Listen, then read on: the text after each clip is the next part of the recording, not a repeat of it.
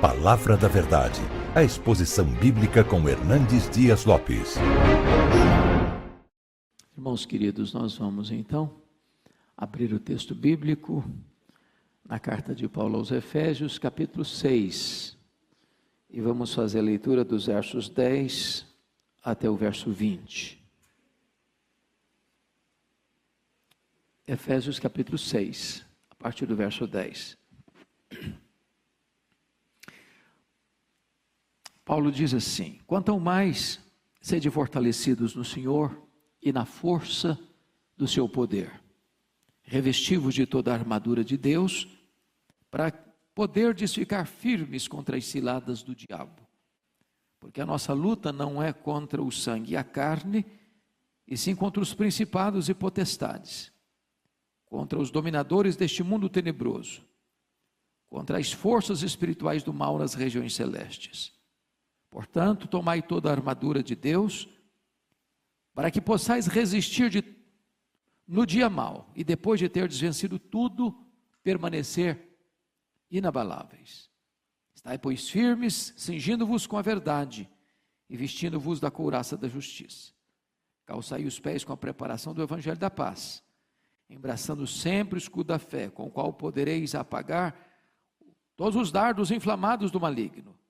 Tomai também o capacete da salvação e a espada do Espírito, que é a palavra de Deus, com toda a oração e súplica, orando em todo o tempo no Espírito, e para isso vigiando, com toda perseverança e súplica por todos os santos, e também por mim, para que me seja dada no abrir da minha boca a palavra, para com intrepidez fazer conhecido o mistério do Evangelho, pelo qual sou embaixador em cadeias, para que em Cristo eu seja ousado para falar, como me cumpre fazê-lo. Amém. Irmãos amados, Paulo escreveu esta carta quando ele estava preso em Roma, na sua primeira prisão, por volta dos anos 61, 62. Paulo tinha estado nesta cidade de Éfeso, que era a capital da província da Ásia Menor, por cerca de 3 anos. E para mim, um dos grandes avivamentos que eu encontro na história da igreja, um deles aconteceu em Éfeso, uma cidade de mais de 300 mil habitantes, uma cidade idólatra, uma cidade feiticeira, e uma cidade que se rende à palavra de Deus, que vê o poder do evangelho desarticulando os poderes da idolatria e da feitiçaria. E em 3 anos que Paulo passa ali, igrejas são plantadas em toda a província da Ásia Menor. Agora Paulo está enviando esta carta a esta igreja. E nesta carta Paulo retrata de uma maneira eloquente este eterno projeto de Deus, que planeja a nossa salvação, que executa a nossa salvação e que nos dá garantia dessa salvação. A nossa salvação é uma obra do Pai, é uma obra do Filho, é uma obra do Espírito Santo.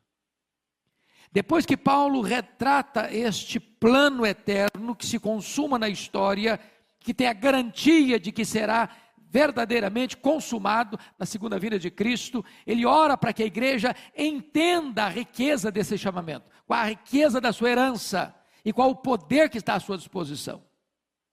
Paulo mostra nessa carta ainda como nós éramos antes deste encontro com Cristo, estando nós mortos, estando nós depravados, estando nós condenados, estando nós escravizados ao diabo, ao mundo e à carne. Mas Deus, porque nos amou e por causa da riqueza da sua graça, nos salvou, pela graça mediante a fé, para as boas obras. E Paulo então mostra como Deus junta judeus e gentios num único corpo, numa única igreja. No capítulo 3, Paulo retrata que este era o grande mistério oculto das eras. De que forma que os gentios eram coerdeiros juntamente com os judeus desta grande salvação em Cristo Jesus. E ele volta a orar pela igreja, para que ela receba poder, mediante a habitação de Cristo no nosso coração, para que toda a igreja compreendesse a grandeza do amor de Deus, e fosse tomada de toda a plenitude de Deus. Quando Paulo vai para o capítulo 4, ele começa a aplicar esta gloriosa doutrina e retrata para você e para mim que nós precisamos viver de modo digno da vocação com que fomos chamados, vivendo em mansidão, vivendo em humildade, vivendo em longanimidade, porque nós estamos ligados a um só Senhor, temos um só Deus, temos uma só fé, temos um só batismo. Paulo então começa a mostrar a necessidade de vivermos uma vida santa. Quando vai para o capítulo 5, ele mostra que é preciso imitar a Deus, é preciso ser cheio do Espírito Santo de Deus, e você demonstra essa plenitude do Espírito Santo de Deus na relação marido e mulher, mulher-marido, na relação de filhos e pais, pais e filhos, na relação de patrão e empregado, empregado-patrão. Agora ele está concluindo a carta, e ele diz o seguinte no verso 10, quanto ao mais, ele está concluindo, esse é o ápice da carta.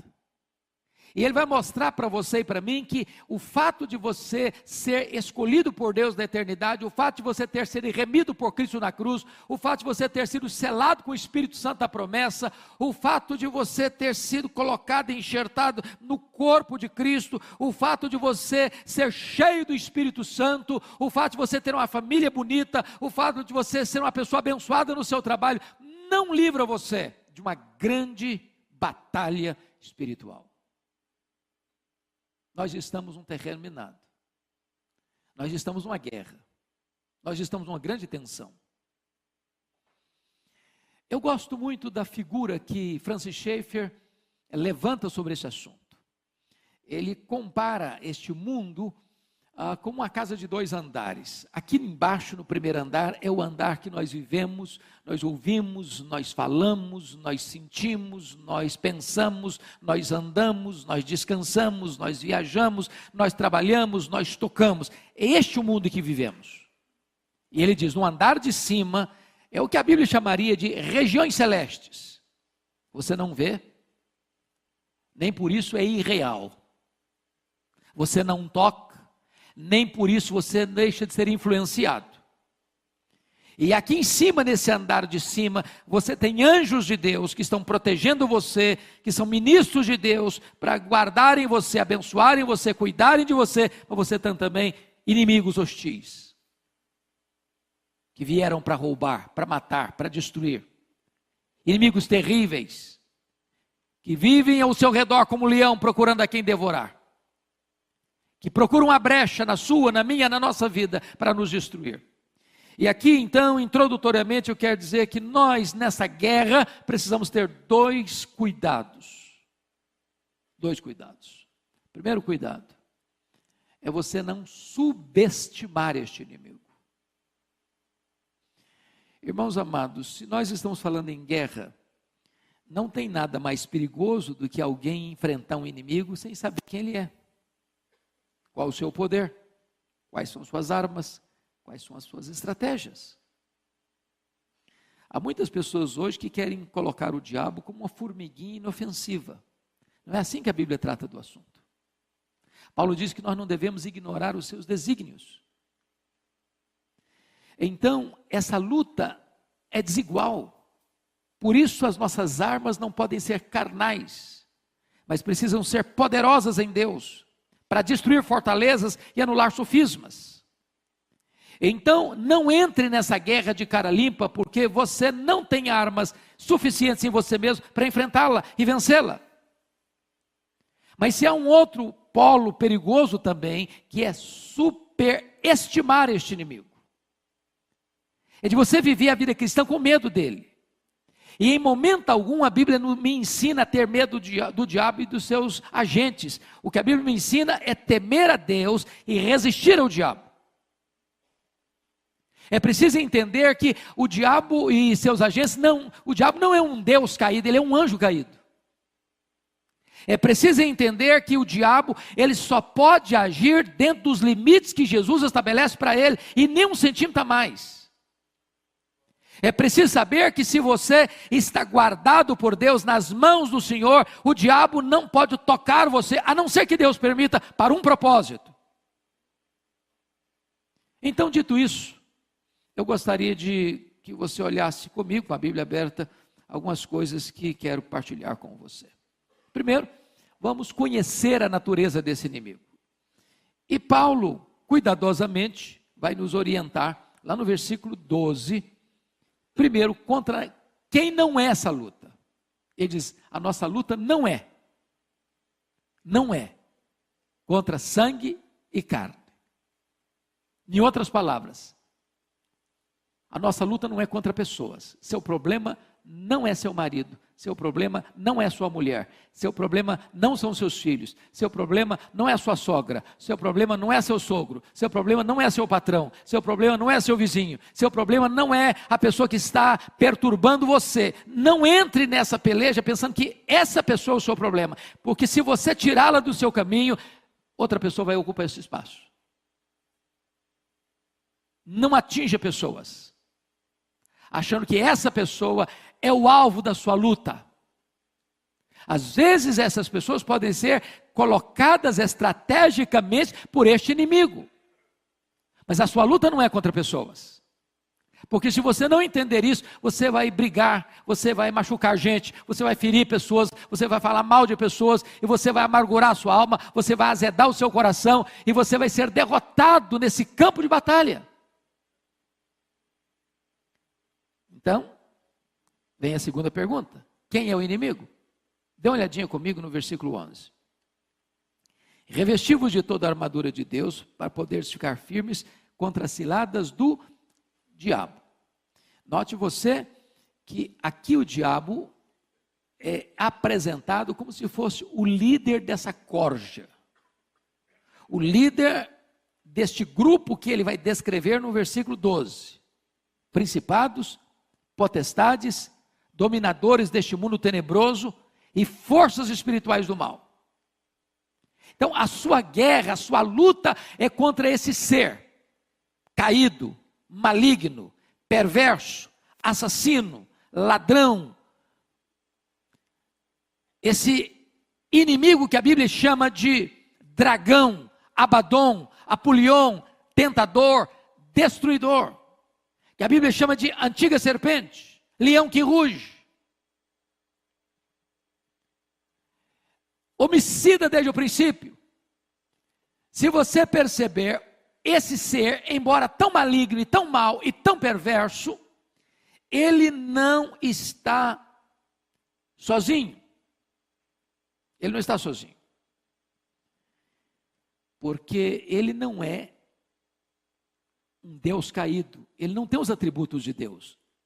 O diabo não é onipresente, ele não é onisciente, ele não é onipotente, ele não é transcendente, mas ele também não está sozinho.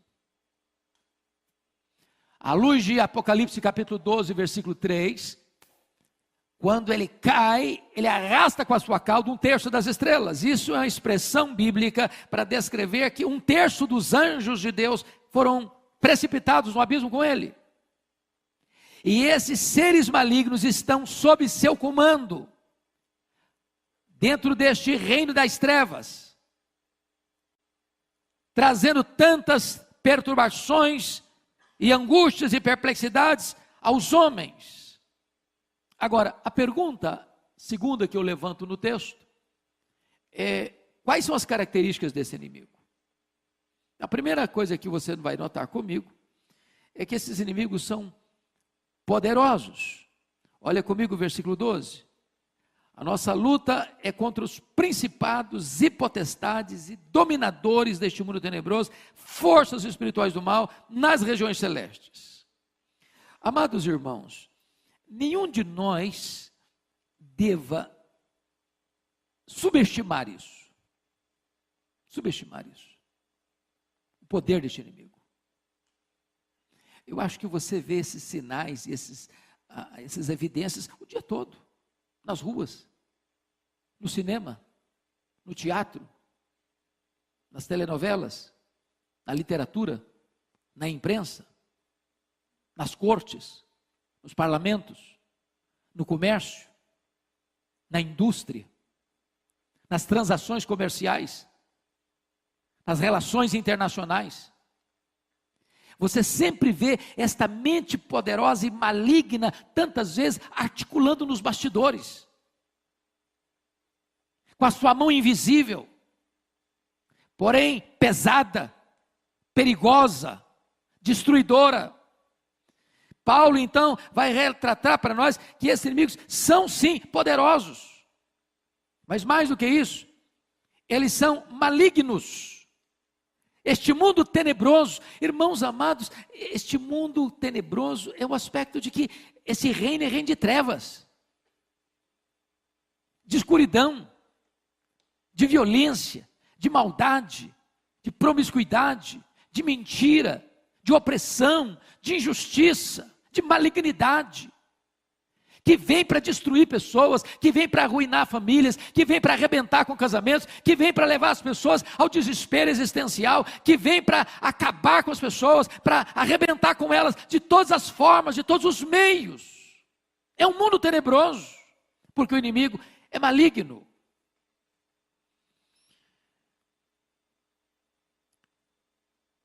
Mas tem um outro aspecto que vale a pena destacar. Esses inimigos são também astutos.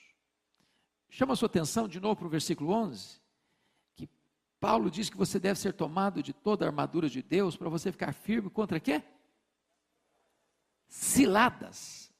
A ideia de ciladas aqui é a ideia de métodos, de estratagemas, de diversas articulações que o inimigo usa. Em outras palavras, o diabo tem mais de um figurino, ele tem mais de uma armadura, ele tem mais de uma máscara, ele tem mais de uma estratégia. Talvez depois de Deus ninguém conheça você mais do que ele. Ele pesquisa você, ele vive ao seu redor, ele busca uma brecha na sua vida, ele conhece os seus pontos fortes e os seus pontos fracos, ele sabe explorar isso.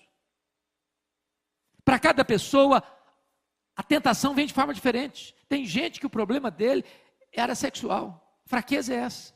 Para outro, o problema é dinheiro, a fraqueza é dinheiro. Para outra, a fraqueza é vaidade, é soberba, é grandeza. Para cada pessoa ele vai entrar com uma proposta diferente, com uma bandeja diferente, com um cardápio diferente, com uma proposta sedutora diferente. Ele tem muitos métodos, ele tem muitas variantes, como aquele filme O Advogado do Diabo apresenta no final. Quando você acha que você é bom numa área, aí está talvez o seu ponto mais vulnerável. Porque quando você acha que você é forte numa área, você corre o risco de não vigiar. E aí você fraqueja. Mas notem comigo, irmãos, quais são essas estratégias então? Vamos pensar um pouquinho nas estratégias desse inimigo. Lá em Lucas 11, versos 21 e 22, diz que o diabo é uma espécie de valente que tem uma casa e guarda em segurança todos os seus bens. O que significa isso? Significa que o diabo tem sob o seu comando pessoas na casa dele, guardada em segurança por ele.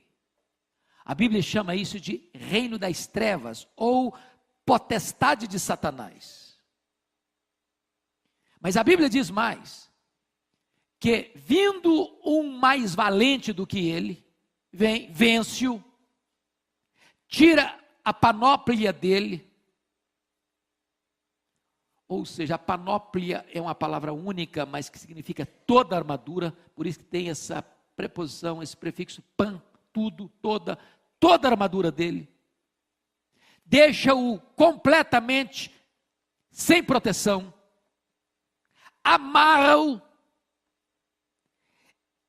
e saqueia os seus bens. Saqueia os seus bens. Então faça a pergunta: você acha que o diabo precisaria de artimanha para prender quem já é dele? Você precisa de um laço para pegar um passarinho que já está dentro da gaiola? A quem você acha que o diabo usaria suas artimanhas mais perigosas? É lá no carnaval? É lá no campo de futebol? É lá no teatro? É lá no submundo? Ou é exatamente contra a igreja de Deus? Daqueles que não estão nas suas mãos que ele tenta capturar? Agora, quais são essas artimanhas que o inimigo usa? Eu gostaria de citar alguns para você. Primeiro, está lá em Mateus 13:19, que quando a semente, a palavra de Deus é semeada, vem o maligno e arrebata essa semente do coração. Irmãos, eu não sei quanto a vocês, mas todo culto onde a palavra de Deus é pregada é um território de batalha espiritual. Eu conheço gente que vem para a igreja e bastou sentar, o cara pode estar sem uma gota de sono, o cara dorme. Dorme. Dá um sono nele que não tolera.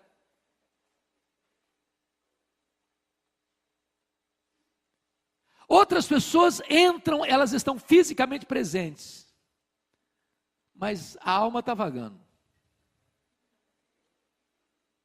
Pensando em mil coisas, menos não está escutando ali. De repente, quando escuta, entra aqui e sai cá. Você e eu conhecemos gente que frequenta a igreja há 10 anos, sem nunca ter nascido de novo. E a palavra está sendo arrebatada. Pode ter certeza disso, quando o templo abre, talvez ele é o primeiro a entrar. É luta, é batalha. Nós precisamos orar para que Deus tire o tampão dos ouvidos, para que Deus tire a venda dos olhos, para que Deus chegue ao coração das pessoas. Segundo, o diabo é especialista em colocar dúvidas sobre a palavra de Deus. É assim que Deus disse? Não foi assim a abordagem dele com Eva? É assim que Deus disse? E aí você escuta a palavra de Deus, bom, mas não é bem assim.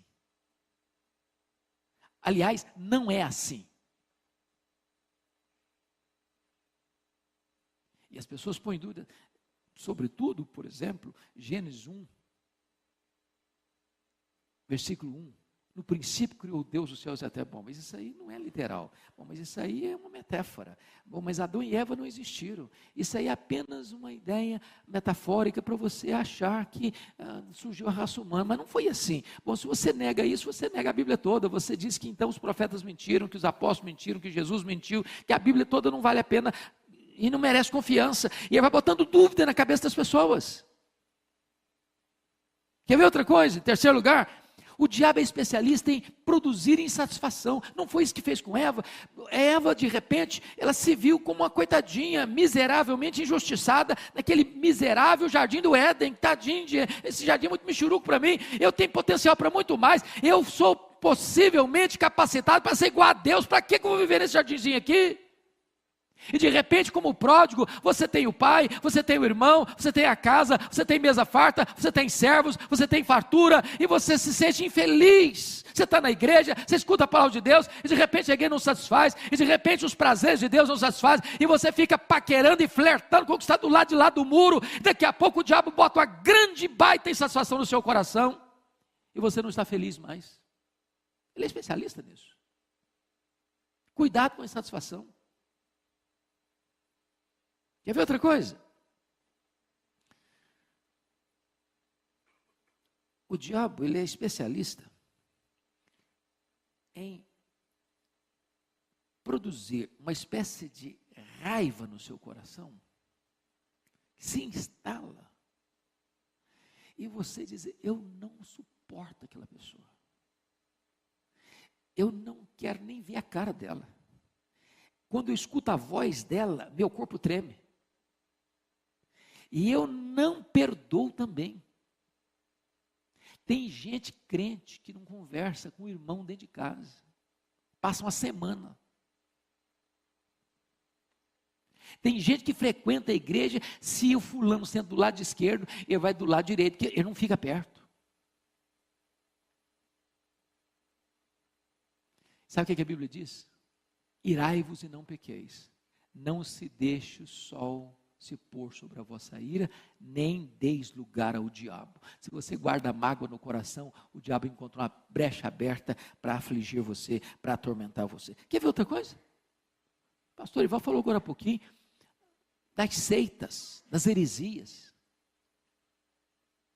Sabe quem é o principal mentor das heresias? É o diabo.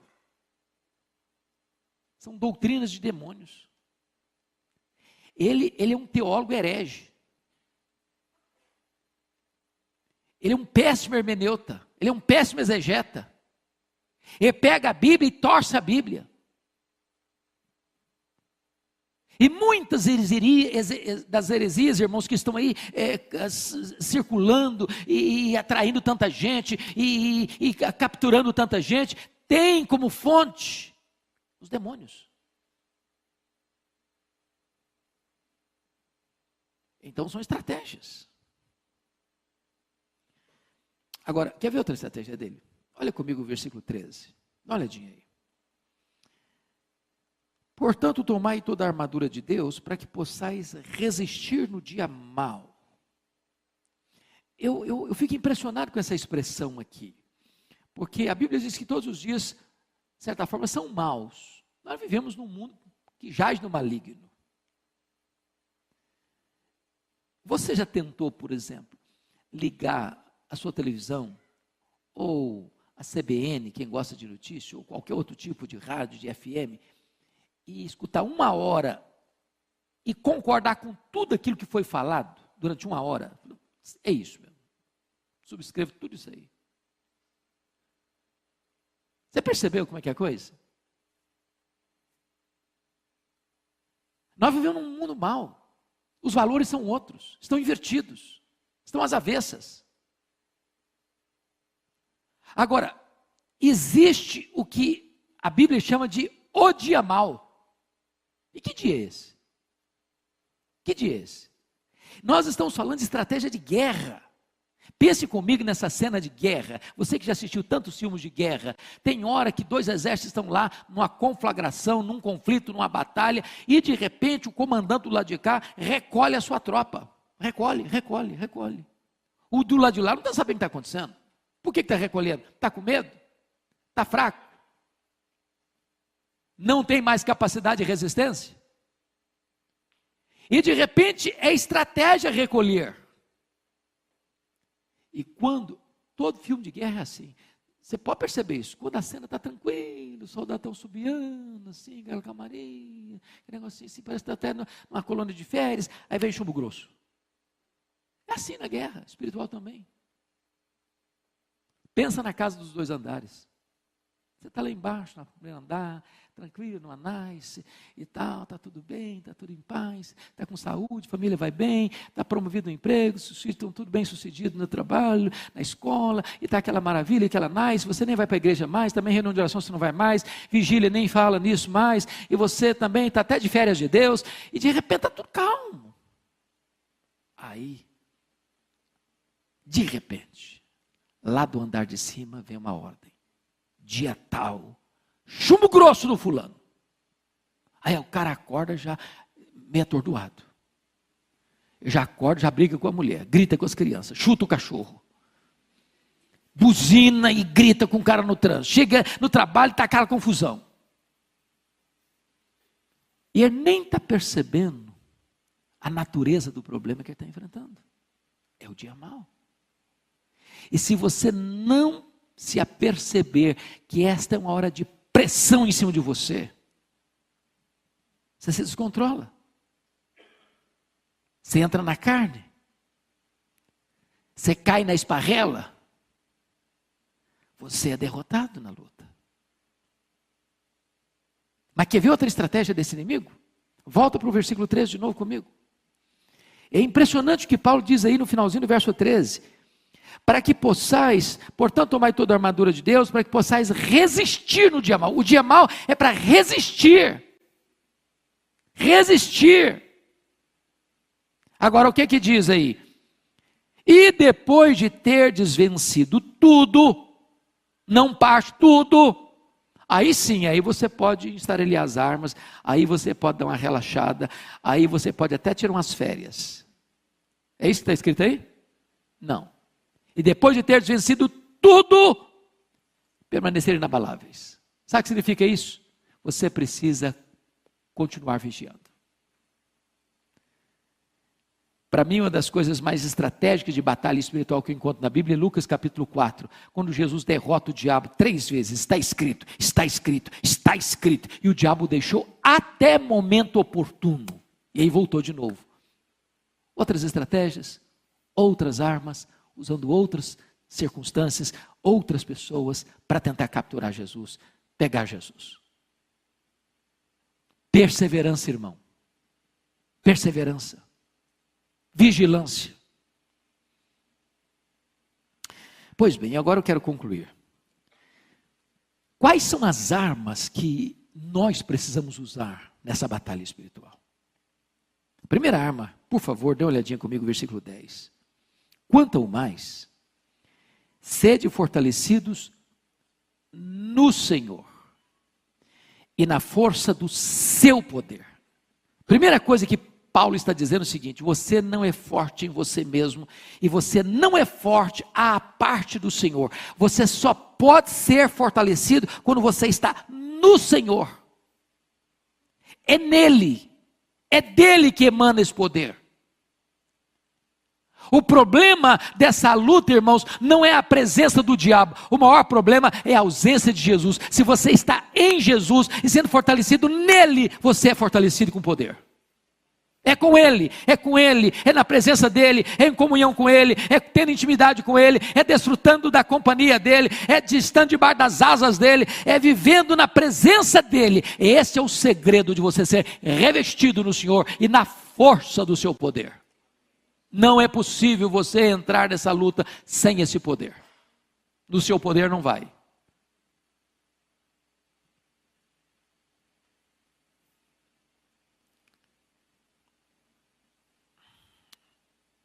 Eu não sei se vocês já leram, eu sugeriria vocês um dia encontrarem esse livro, para dar uma lida nele, um livro que foi compilado pelo reverendo Augusto Nicodemos, quando ele morou na África do Sul, Reavivamento na África do Sul, um livreto que você lê numa sentada, mas um dos livros mais fenomenais que eu já li, a história do avivamento de Quacis-Abanto. E como é que aquele avivamento começou? É quando o líder daquele trabalho missionário, o pastor Earl Stiggin, foi chamado para orar para uma moça possessa, endemoniada, e ele não conseguiu. E os missionários vieram e não conseguiram. E eles ficaram vários dias tentando expulsar a caça de demônio da moça e não conseguiram.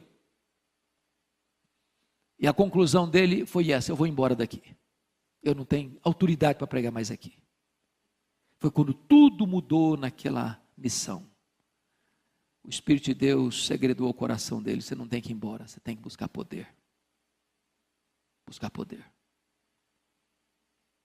Esse poder, irmãos, não é uma frase de efeito. Esse poder não é uma gincana mental, onde você elabora algumas frases de efeito e as coisas vão acontecer. Não, não é. Esse poder não é maquiado pelo homem, não é produzido pela terra. Esse poder é o poder do Espírito Santo que emana do céu. Só esse poder pode dar a você vitória em determinados momentos dessa luta espiritual. E Earl Stiggin então começa a orar, começa a jejuar, e os missionários começam a orar, e começa a jejuar, e começa a acertar a vida com Deus, e começa a chorar pelos seus pecados, e foram meses, foram anos de acerto com Deus, até que houve um grande derramar do Espírito Santo. A moça foi liberta, os feiticeiros foram se convertendo, e ali milhares e milhares e milhares e milhares de pessoas foram sendo salvas. Eu visitei esse local. E eu confesso que durante toda a minha vida, eu nunca vi, foi o lugar que mais eu senti a presença de Deus em toda a minha vida. Era uma espécie de, parecia que você via Deus no ar. Eu nunca vi nada igual. Você já pensou que você está num culto público e você ter 200 crianças? Criança é criança em qualquer lugar do mundo, com o rostinho no chão, adorando a Deus.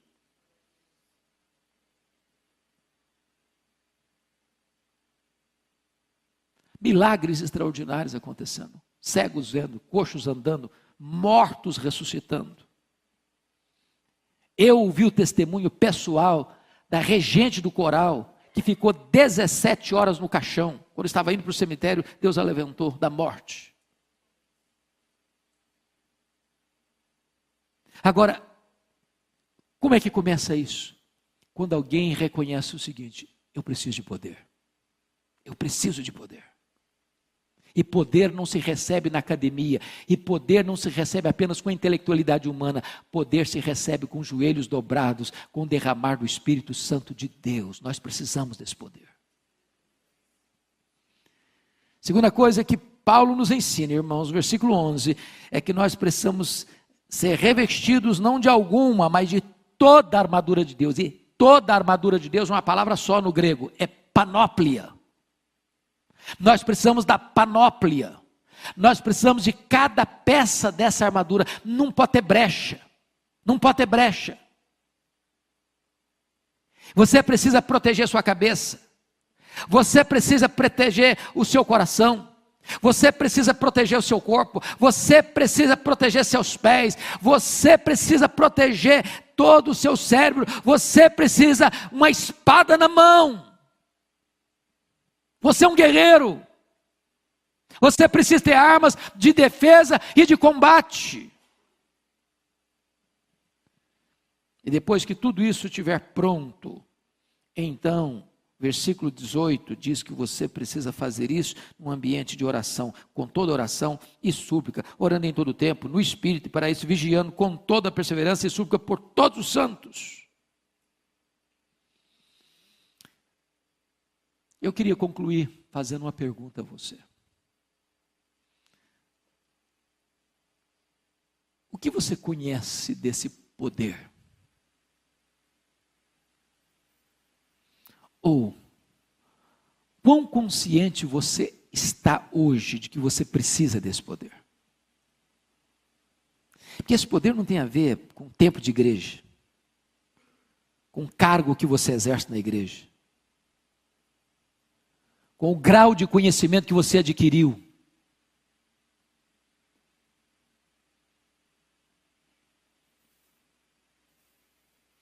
Eu disse isso aqui há alguns anos, e eu queria repetir porque o nosso auditório é outro hoje. Uma experiência que marcou profundamente a minha vida.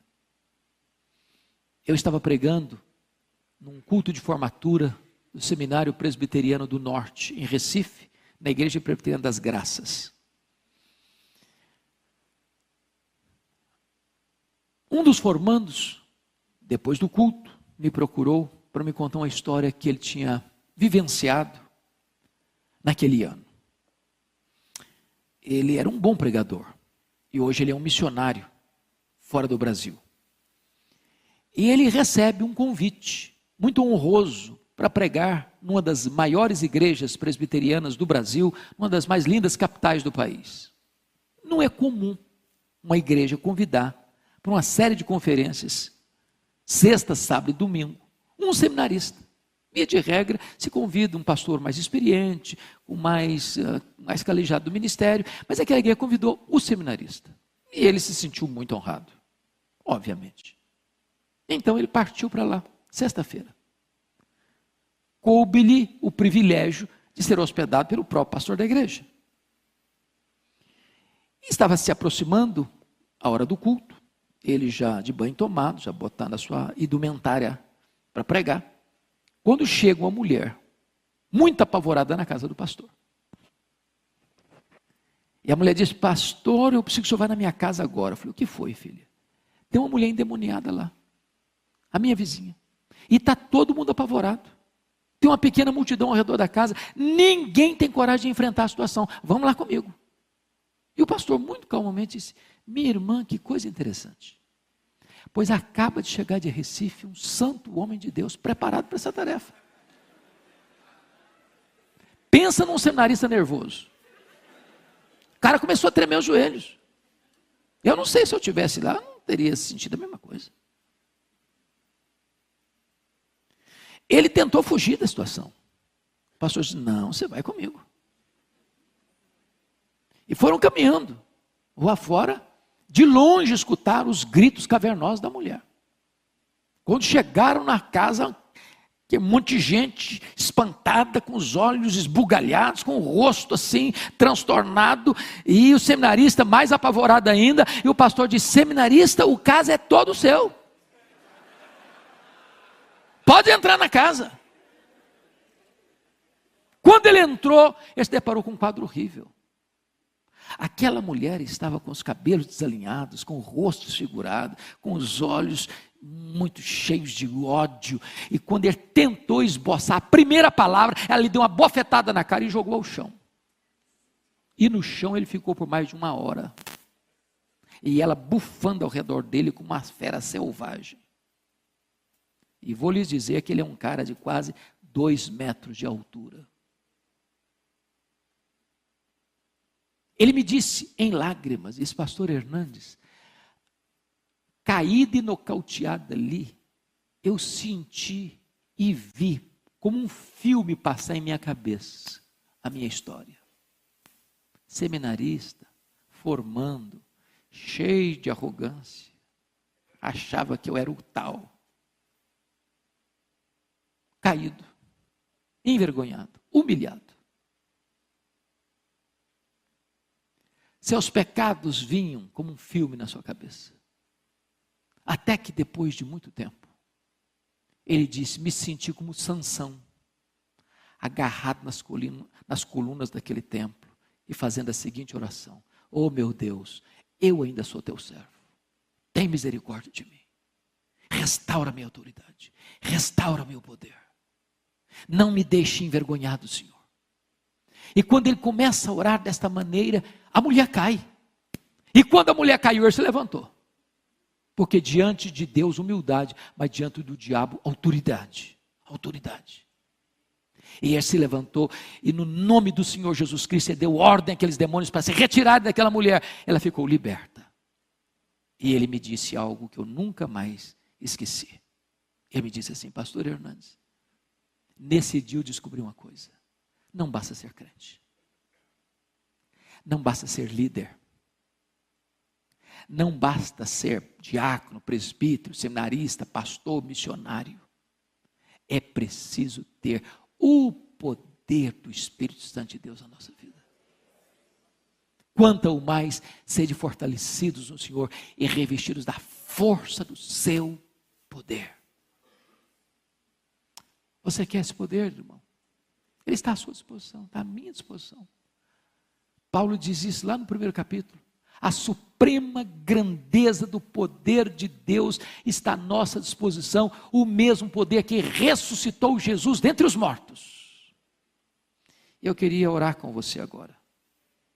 E se você anseia esse revestimento de poder, eu vou pedir permissão ao meu pastor aqui, para fazer uma coisa diferente. Convidar você para vir aqui à frente. Se você deseja isso, almeja isso para a sua vida, para o seu coração. Senhor, eu preciso desse poder. Eu quero esse poder.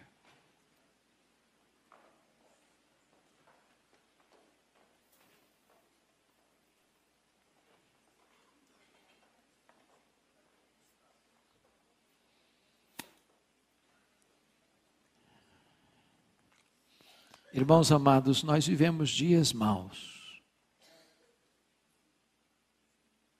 A força das trevas está aí agindo, à solta, à solta.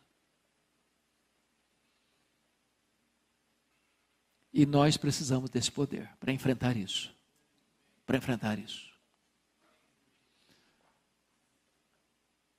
Eu não sei se vocês viram, eu estou com o meu coração ao mesmo tempo empolgadíssimo.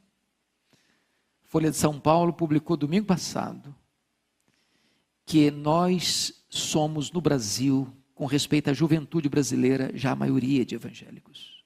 A maioria dos jovens brasileiros já são evangélicos.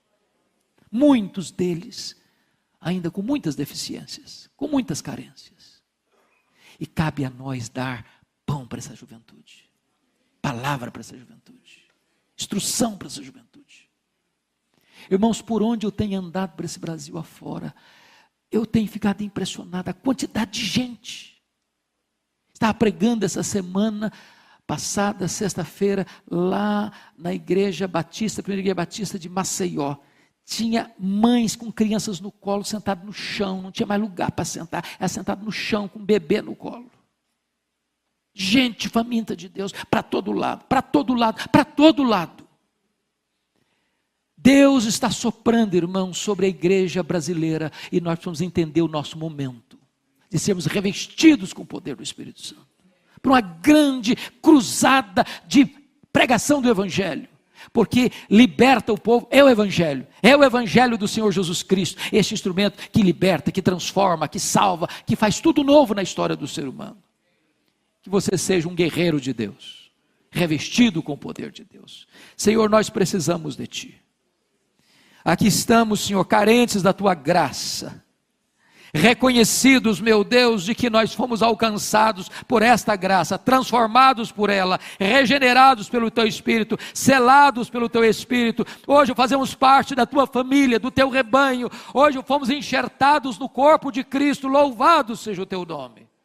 Mas agora, Senhor, nós queremos ser revestidos com o Teu poder. Revestidos com o Teu poder, não queremos fracassar, Senhor, não queremos ser envergonhados, não queremos ser humilhados, nós queremos nos levantar na força do Teu poder, para levar a Tua palavra, para pregar o Evangelho, para ver vidas sendo salvas, pessoas sendo libertas, transformadas, famílias sendo transformadas, a nação brasileira sendo impactada com o poder do Evangelho. Toma, Senhor, a nossa vida em Tuas mãos, reveste-nos com o Teu poder, Senhor. Nós queremos toda a Tua armadura, nós queremos tudo aquilo que Tu tens para nós, não queremos nada que não venha de Ti, mas queremos tudo que tens para nós. Nós queremos em nome de Jesus, para sermos crentes fortes, crentes perseverantes, crentes vigilantes, crentes cheios de alegria, crentes cheios de entusiasmo, crentes revestidos com o poder do Teu Espírito. Oramos assim, Senhor, em nome de Jesus. Em nome de Jesus, amém. Palavra da Verdade, a exposição bíblica com Hernandes Dias Lopes.